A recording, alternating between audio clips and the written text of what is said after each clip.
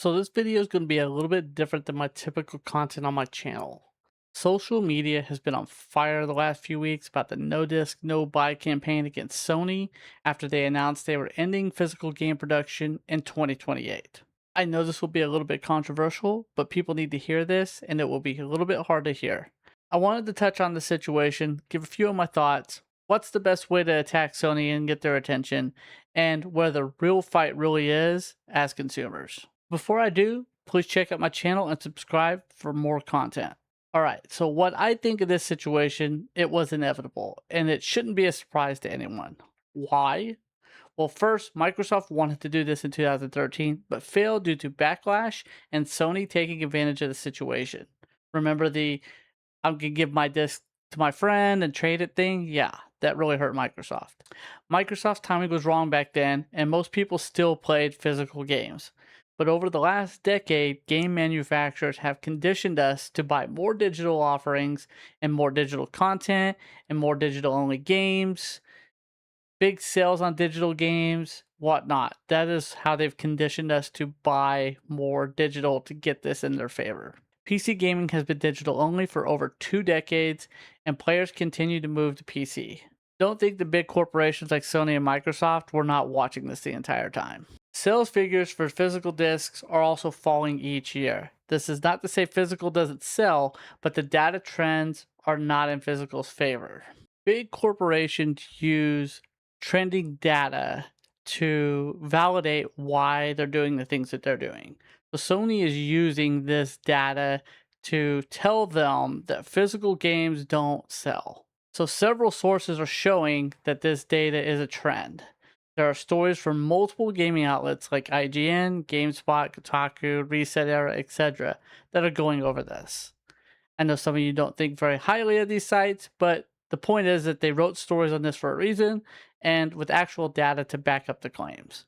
Now, I do know some Sony fans will dispute this with the fact that Sony's first party games did sell well physically and that the majority of PlayStation owners own a physical disk drive in their system, but two things can be true.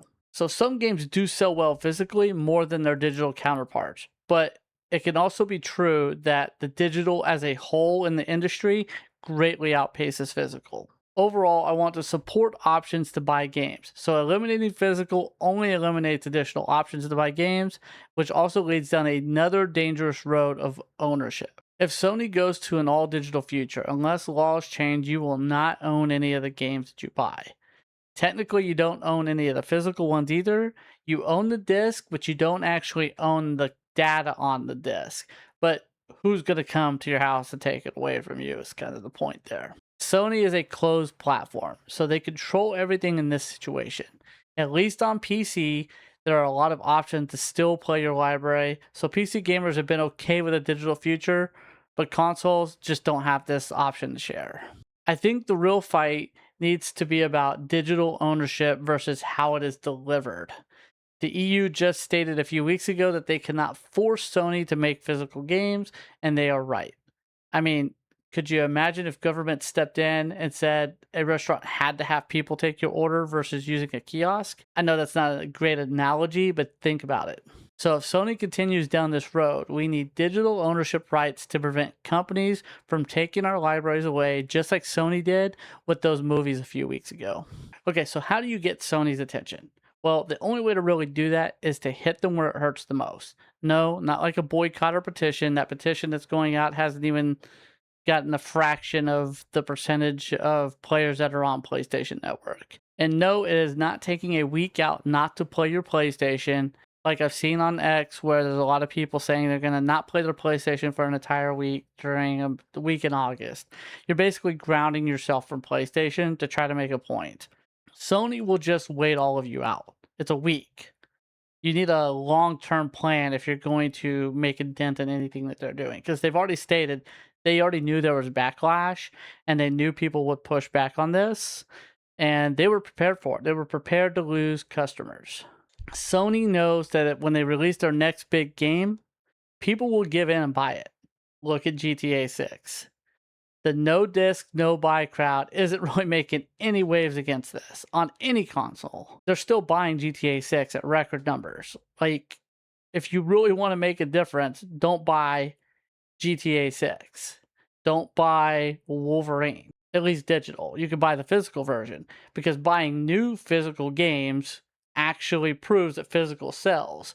I know some people don't want to give Sony money with this, but new physical games make a point because this is what companies look at as trending data.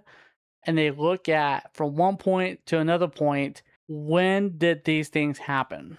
And if you're only buying physical games, they're going to see an uptick in physical game releases and see that they're important. Will that make them change their mind on this at this point? Probably not.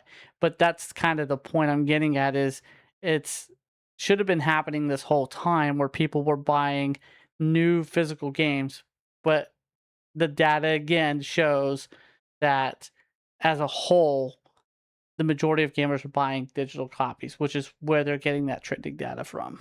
But realistically, people are not going to not buy GTA 6. They're not going to not buy Wolverine as a whole. There's going to be those people that don't to make a point. But again, to make a point to Sony, you have to make it where the data is in your favor. And just a few 100,000 people or 1 million people or 2 million people isn't enough people. You're going to need tens of millions to jump on and do this and make a point. But you can tell by the pre-sales for GTA 6 that it's too late for that. GTA 6 is already sold, and they just justify their case by all the people buying GTA 6. So Sony knows that there's a small part of the fan base that will never buy a PlayStation again, but they also want to buy their favorite games and will give in. Overall, this leads back to my point about what can we do to make sure that we as consumers are safe with digital products. And that is getting your lawmakers involved to change the laws on digital ownership, not just for games, but for all digital media, music, movies, games, etc. Or else we will never ever own any of our digital media ever again.